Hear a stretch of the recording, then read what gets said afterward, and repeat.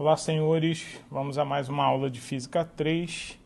Eu sou o professor Douglas e hoje eu vou falar sobre o capítulo 13, ok? A parte de capacitores, também conhecido como condensadores. Então, se você ouvir falar em capacitores e alguém falar condensador para você, você já sabe que é um capacitor, ok? Para que serve um capacitor? Bom, como o nome já diz, ele tem a capacidade de armazenar energia elétrica. Então, ele tem a função básica de poder armazenar energia elétrica nele, ok? Geralmente ele é representado assim, ó, desse jeito. Nós temos dois tracinhos que representam as placas entre os capacitores, né? Geralmente essas placas elas são paralelas e de tamanho igual, por isso a gente não pode confundir um capacitor com uma fonte de tensão, ok? E a letra C, senhores, representa para nós o que nós chamamos de capacidade, senhores, ou o que nós chamamos de capacitância elétrica, ok? Bom, o que é a capacidade ou a capacitância elétrica do capacitor?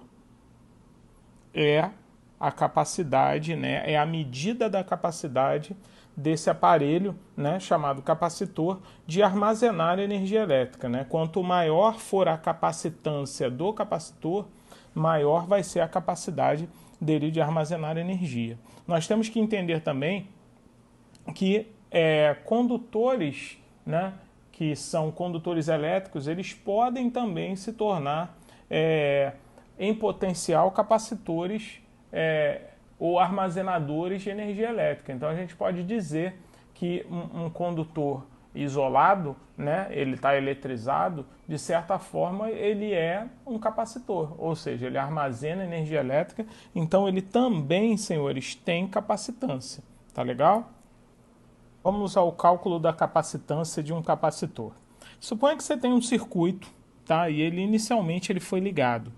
Lógico que esse capacitor, ainda que tenha uma capacitância C, ele ainda não vai estar com carga armazenada. Então, é preciso um momento, um tempo, né, para que esse capacitor ele armazene uma certa quantidade de carga elétrica, né?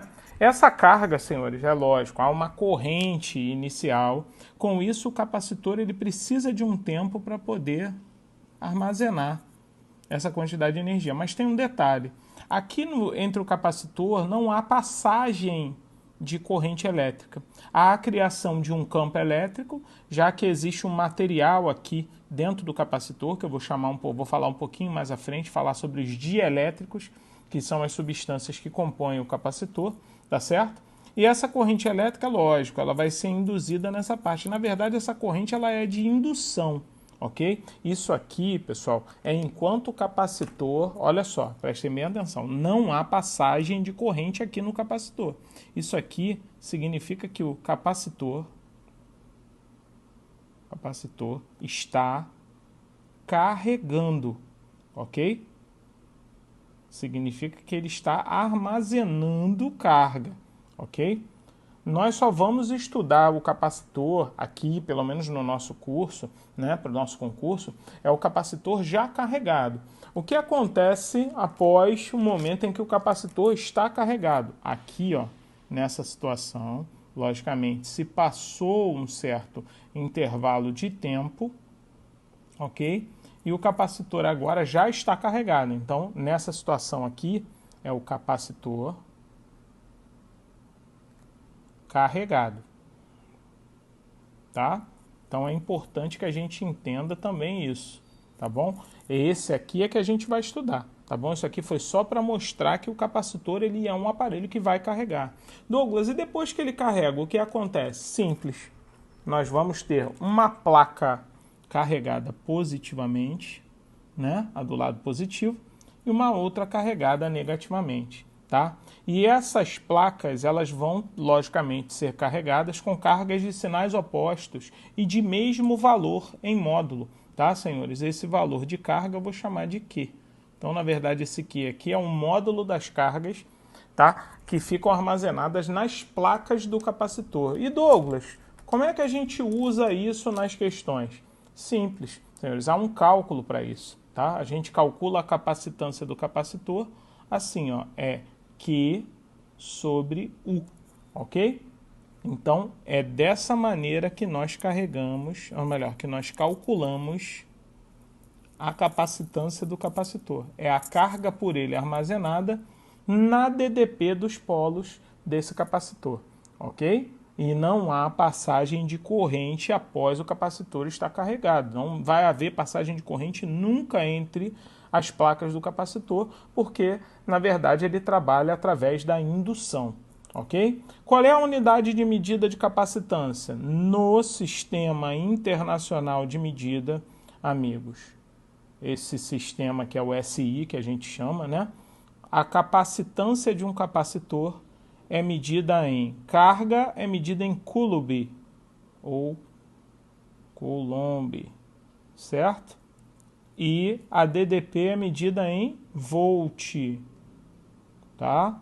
Então, para nós calcularmos a capacitância do capacitor, a unidade de medida, é justamente essa, é coulomb por volt, que nós chamamos, em homenagem ao cientista Michael Faraday, de Farad. Tá ok? É uma abreviatura, assim como volt também é, né? Porque volt vem do Alessandro Volta, tá? Então, Farad é a unidade de medida de capacitância. Por isso a gente pode ter as subunidades, né? O microfarad, o picofarad, micro é 10 a menos 6, pico é 10 a menos 12, nanofarad, tá? 10 a menos 9. Então nós temos essas subunidades também de capacitância. Vamos falar agora sobre a capacitância de um condutor, usando o nosso exemplo mais clássico de um condutor, que é o condutor esférico, né? Vamos supor que esse condutor esférico ele esteja carregado com uma carga positiva. Essa carga, lógico, ela se distribui uniformemente em toda a superfície do condutor, certo? A carga desse condutor é mais Q, né? Como o condutor ele é esférico, logicamente, ele vai ter um raio, né? E o raio dessa trajetória ou melhor, desse condutor, né? Não é a trajetória, porque ele não anda, né? Aqui é o centro. Então aqui é o raio, é a distância que vai do centro até qualquer ponto dessa esfera, não é isso? Para nós calcularmos a capacitância, senhores, nós sabemos que nesse tipo de condutor, no seu interior, a capacitância ela é sempre constante, ou melhor, o potencial é sempre constante, certo? Então, para calcular a capacitância desse condutor, senhores, a gente calcula assim, ó, C é igual a Q sobre V, onde V é o potencial que esse condutor vai ter, logicamente, no seu entorno, tá? A unidade de medida da capacitância de um condutor continua sendo o Faraday, tá? O Faraday, né? Na verdade, Faraday é o nome do cientista, tá bom? E na verdade, senhores, como é que a gente faz para calcular a capacitância desse capacitor no seu entorno, né? A capacitância dele, né? Nós sabemos que o potencial elétrico no seu interior e até na superfície, né, da esfera é calculado como sendo K, Q sobre D, né? No caso, D seria o raio, né? No seu interior até a superfície é calculado assim. Substituindo aqui, amigos, nós vamos ter então que a capacitância desse condutor, né, esférico será igual a Q dividido por quem? Por K, Q sobre R, amigos. Posso fazer alguma simplificação aí? Posso não, devo, né? Nós podemos simplificar o Q com o Q e jogar esse R aqui para cima, né, amigos? Então, o cálculo, né, que se você quiser calcular a capacitância de um condutor esférico, você pode calcular como sendo R sobre K, né? Onde K, senhores, é aquela constante eletrostática do meio, que no vácuo vale 9 vezes 10 a nona Newton metro quadrado por coulomb ao quadrado, ok? Então é bem interessante como se calcula a capacitância de um condutor esférico, que é calculado como sendo a carga pelo potencial, tá? E lembrando aquela formulazinha lá de potencial, que é Kq sobre R, né? Então a gente fez aquela substituição aqui básica e achou que a capacitância de um capacitor esférico é R sobre K, certo? Agora nós vamos falar sobre a energia potencial elétrica, lógico. O capacitor, ele usa a energia potencial, até porque o nome potencial significa armazenar, né? Então, o capacitor, ele tem energia potencial. Conforme ele vai armazenando energia, como é que nós podemos desenhar um gráfico, né, da DDP em função da carga armazenada por um capacitor ou através de um condutor mesmo, né? Nós sabemos que a capacitância é igual a Q sobre U, não é isso? Logo, se eu jogar o U para cá e o C para cá, eu fico com a seguinte fórmula: 1 sobre C vezes Q. Lembrando que se você considerar o capacitor tendo capacitância constante, senhores, se isso aqui é uma constante é porque a DDP e a carga são diretamente proporcionais. Isso quer dizer que o gráfico, né, da nossa diferença de potencial em função da carga, amigos, só pode ser uma reta, certo? E essa reta, ela sai da origem, até porque quando a carga é zero, não há diferença de potencial nos polos do meu capacitor. E se você for calcular, né, a energia, amigos, é bem simples. Basta você pegar a área da figura entre a linha do gráfico e o eixo da carga, né?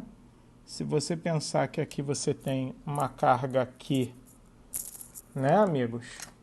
E uma DDPU para cada ponto correspondente, né, já que o gráfico é uma reta, nós calculamos a energia potencial elétrica do capacitor, né, vou chamar EPC, tá certo? Como sendo a área dessa figura. E como é que nós calculamos a área dessa figura, senhores? Essa área dessa figura é um triângulo, né? A área do gráfico UQ, né? Lembrando que o trabalho é calculado assim, né? Só que nesse caso você tem uma variação de U e de Q, né? Então vai ser, na verdade, UQ sobre 2, não é isso? Essa é a energia potencial do capacitor, né? Como a gente sabe que C é igual a Q sobre U, logo Q é igual a U vezes C, senhores. Substituindo aqui, nós também temos que a energia potencial do capacitor pode ser escrita como sendo Cu ao quadrado sobre 2, e ela também pode ser escrita da seguinte maneira: a energia potencial do capacitor, senhores, pode ser também Q ao quadrado sobre 2C, se nós substituirmos o Q por o U, né, por Q sobre C, tá certo? Então, na verdade, nós temos 3 maneiras de calcular a energia potencial dependendo dos dados da questão: o Q sobre 2, Cu ao quadrado sobre 2 ou Q ao quadrado sobre 2C, certo? Na verdade, é mais uma substituição, né? E qual é a unidade de medida de energia, senhores? Energia no sistema internacional, nós já sabemos, né, no SI, tá? Não há dúvida, a unidade de energia é o volt vezes coulomb, certo? Douglas, mas eu achava que era o joule, então. Volt vezes coulomb, senhores, é exatamente o quê? A unidade de energia, que é o joule, certo? Então, esse produto também representa o joule, que é a unidade de energia no sistema internacional. Bom, vamos falar agora sobre associação de capacitores. O que é uma associação de capacitores em si, né? É um conjunto de capacitores, ou seja, 2 já se torna uma associação de capacitores, tá? Que tem a função de melhorar o armazenamento da energia elétrica, certo? Na verdade, não é mais nem é menos, é melhorar, é saber você armazenar energia do jeito que você quer, ok? Bom, nós temos 3 tipos de associação, tá? Série, paralela e mista. Ah, Douglas, é parecido com os resistores? Sim, bem parecido, tá? Vamos falar então um pouquinho da associação em série. ok? Vamos supor que você tenha 3 capacitores em série, aqui eles estão na mesma linha, é série, ok? Uma coisa que é interessante é que como eles vão estar submetidos a uma DDPU, cada capacitor vai ter a sua própria diferença de potencial, certo? A diferença de potencial do capacitor 1 eu vou chamar de U1, do capacitor 2 de U2, do capacitor 3 de U3. Cada capacitor tendo a sua própria DDP, ok? Repare que o conjunto das DDPs aqui, na verdade, o U engloba as 3. Então eu posso dizer com certeza que numa associação em série, senhores, vou escrever aqui para vocês, ó, a DDP total é a soma das DDPs parciais em cada capacitor, o 1, o 2, o 3, certo?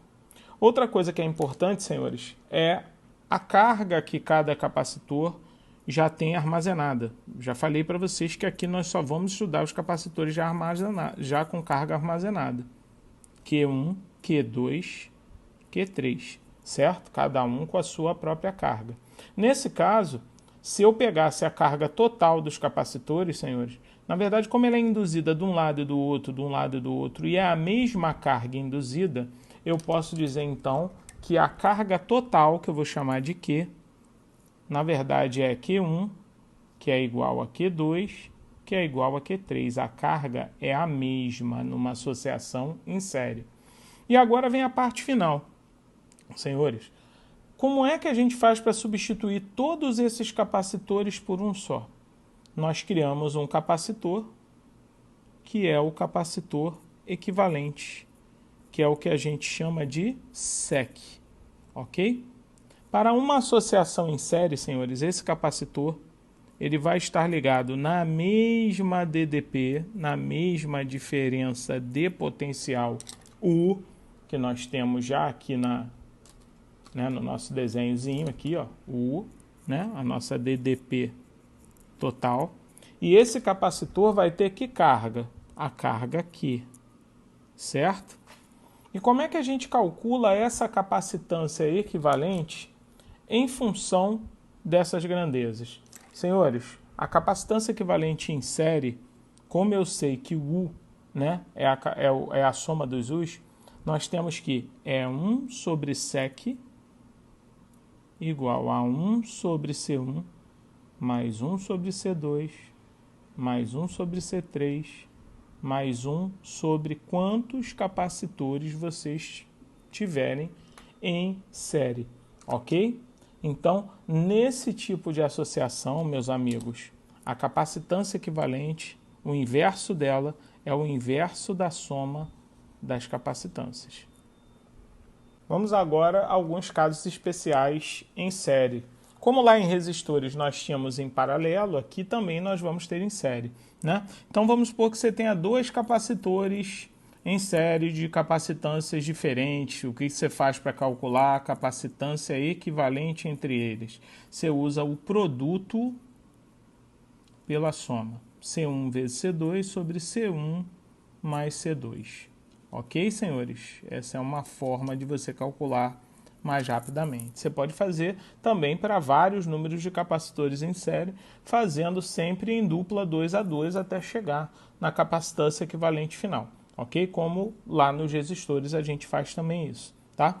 E se forem vários capacitores, todos eles iguais de mesma capacitância, nós fazemos o seguinte, pegamos a capacitância equivalente e fazemos C sobre N, ok? É só pegar o valor de um capacitor e dividir pelo número deles. Então, esses 2 casos aí são casos importantes, ok? E casos que valem a pena, especiais, para a gente poder dar continuidade ao estudo dos capacitores desse tipo de associação, ok? Vamos à associação em paralelo, que é quando eu tenho os capacitores um, né, do lado do outro, né? O que vai acontecer nesse tipo de associação, senhores, é que cada capacitor, novamente, terá a sua própria DDP, o de 1, o de 2, o de 3, né? A DDP do 1, do 2 e do 3, e cada capacitor vai ter a sua carga, né? Q1, Q2, Q3, certo? Sendo que esses capacitores, eu coloquei 3, que é um exemplo, né? Mais para a gente começar esse estudo, certo? Bom, no caso aqui, em paralelo, o U agora é a mesma coisa, tá? O U é igual.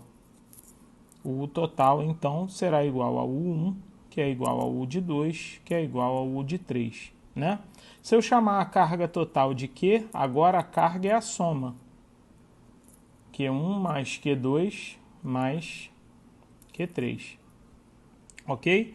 E para nós substituirmos esses capacitores por um só, o nosso capacitor equivalente, né? A nossa SEC, ela vai ter uma carga Q, que é a carga total do capacitor, ligada à nossa DDP, a nossa diferença de potencial U, ok? Que é a diferença de potencial do meu circuito, tá? Nesse caso, senhores, a capacitância equivalente é o contrário lá dos resistores, é C1 mais C2 mais C3, né? E aqui nós não temos nenhuma regra ou nenhum tipo de artifício ou caso especial importante, né? Um bizu, um macete para se resolver, é só pura e simplesmente somar, né?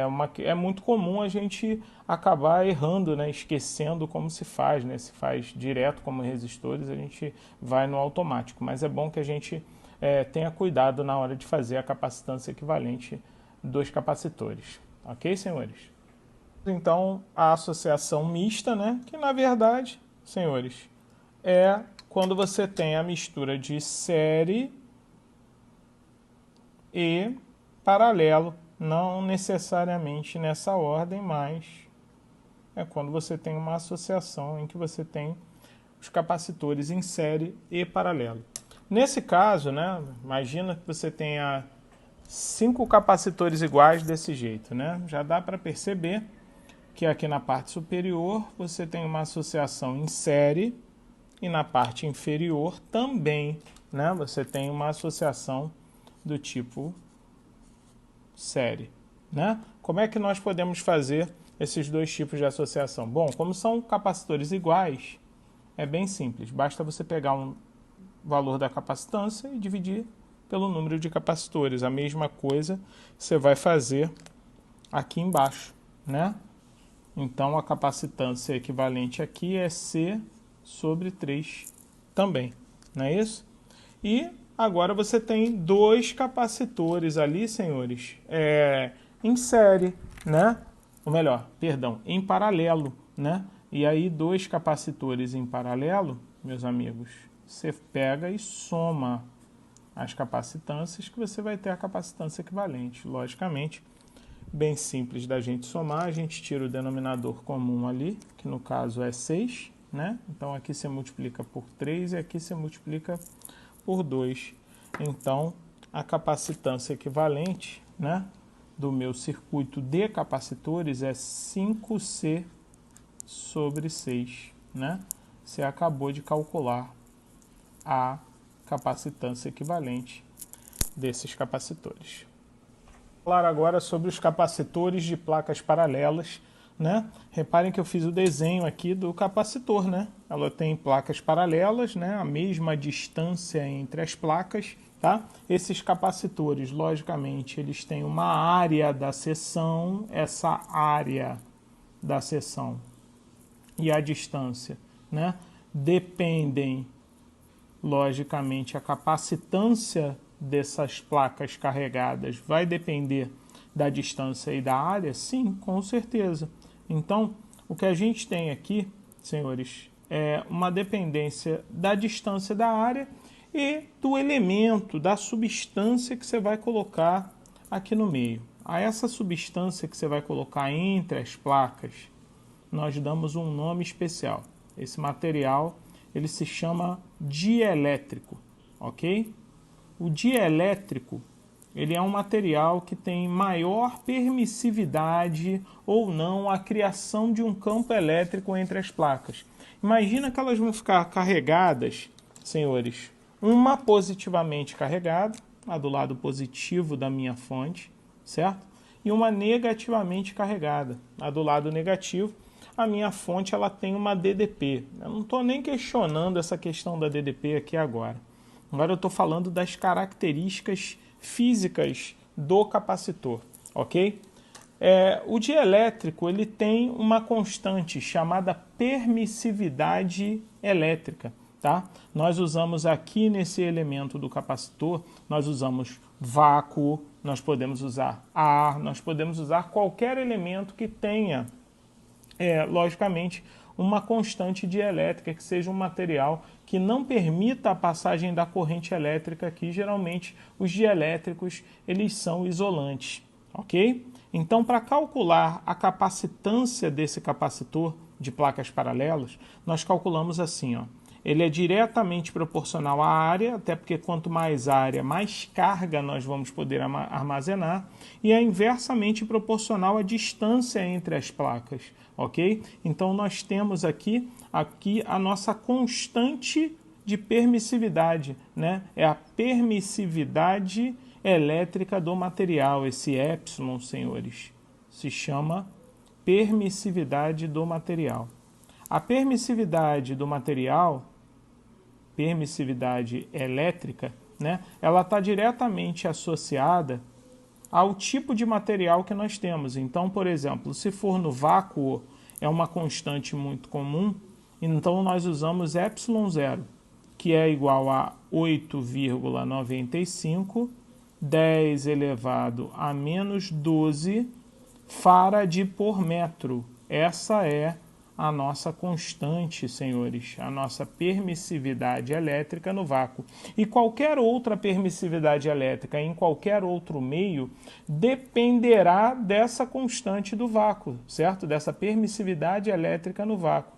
Então, quando a gente chama isso aqui de epsilon, na verdade seria um Kε0. Na verdade, onde esse K, né, essa constante que nós colocaríamos aqui, né, uma constante dielétrica, tá, estaria em função de quem? Do ε0, que seria o epsilon do vácuo. Mas o mais importante para você entender esse tipo de situação é que essa capacitância dos capacitores de placa paralela depende diretamente da distância e diretamente da área, e inversamente da distância e, logicamente, do meio do local aonde você tem esses capacitores, esse capacitor, ok? Pessoal, espero que vocês tenham gostado, tá? Tenha valido a pena. Um grande abraço para vocês e bons estudos. Uou.